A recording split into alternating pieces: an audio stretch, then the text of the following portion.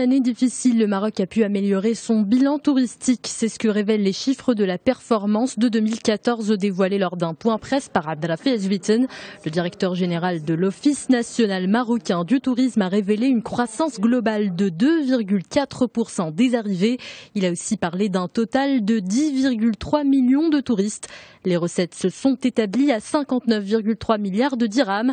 C'est une hausse de 2,9% en une année. Les efforts de l'ONMT ont fini donc par payer. L'Office a entrepris plusieurs mesures pour renforcer l'offre aérienne sur le Maroc, mais aussi sa visibilité médiatique.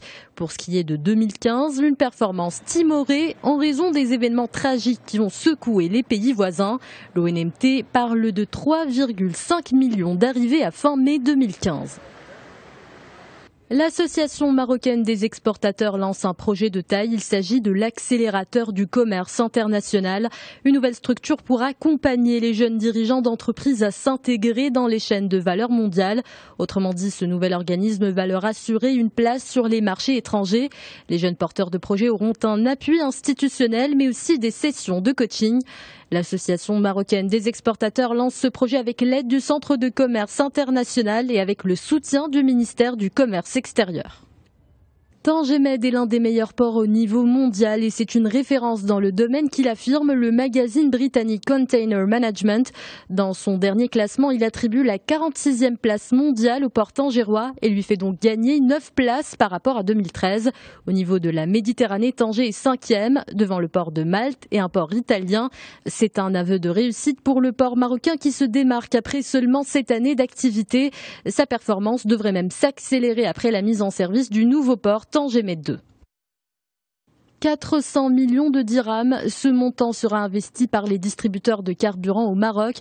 Il sera destiné à la mise à niveau des stations-service. Chaque point de vente sera doté de tableaux d'affichage des prix et de compteurs automatiques. Ce changement n'est pas un luxe, mais une nécessité, une manière de se préparer à la libéralisation totale du marché prévue le 1er décembre prochain.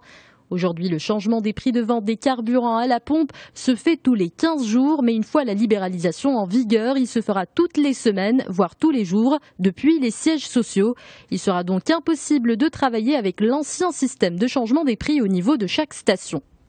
Bonne nouvelle pour l'économie espagnole, le taux de chômage s'est établi à 22,37% au deuxième trimestre, soit une baisse de 0,6 points en 3 mois. Une bonne performance qui s'explique par la saison estivale porteuse d'opportunités d'emploi.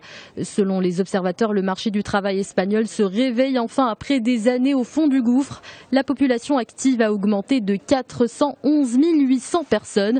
Une victoire pour Mariano Rajoy qui avait fait de la question de l'emploi son cheval de bataille.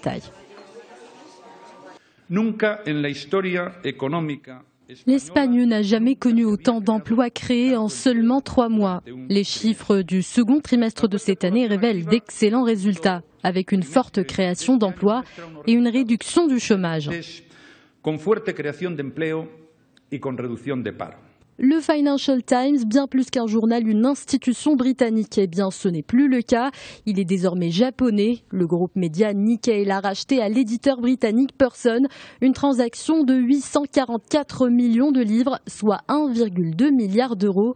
Le quotidien économique a vu les ventes de ses éditions papier baisser ces dernières années. Au Royaume-Uni, le Financial Times n'écoule plus que 69 000 exemplaires. À l'international, il est distribué à 141 000 exemplaires, soit une chute de 50% par rapport à il y a 5 ans. En revanche, le journal avait très bien géré son virage vers le web.